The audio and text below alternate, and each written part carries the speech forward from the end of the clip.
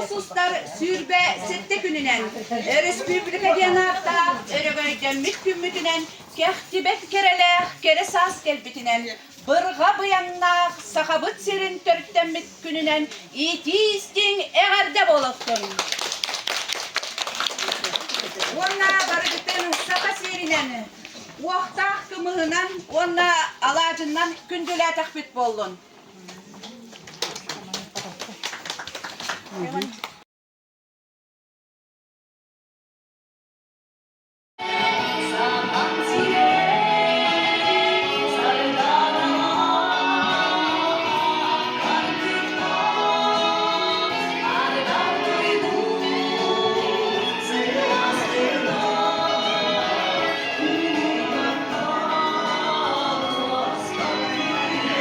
Dört saha törüyorun çelgider, sayfi solunarıbıt, sırıtıp saha sandarbıt. Örögöy günün sağan, yörü günün belekten, Respublika güne, günderi ümmütünen.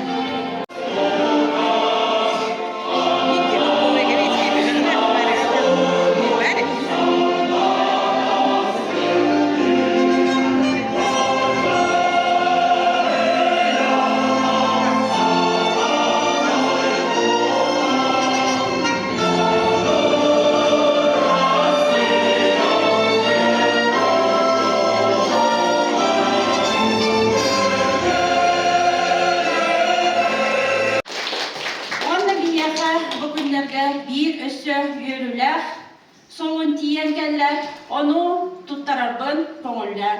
Bigi ödültür, ubastır, Киевитигер Попова Христина Федотовна, мастер народных художественных промыслов Республики Саха-Якутия Дензнага, бүгін тұтарабытын көңіллән, итетігістіңдек ағатталан тұран.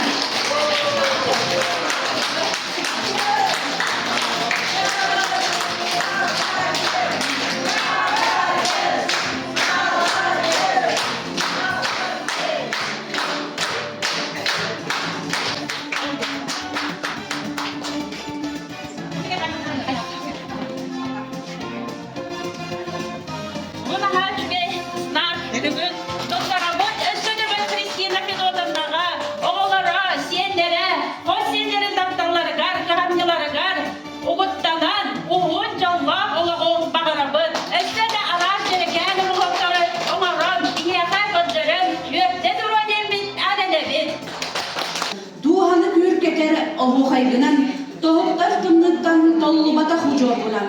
Kanna da bollun, kanna da sılcan, ken tutun, en saha bolargınan gel duranmıt. Oğu kaybıtın sağala takbıt bollun.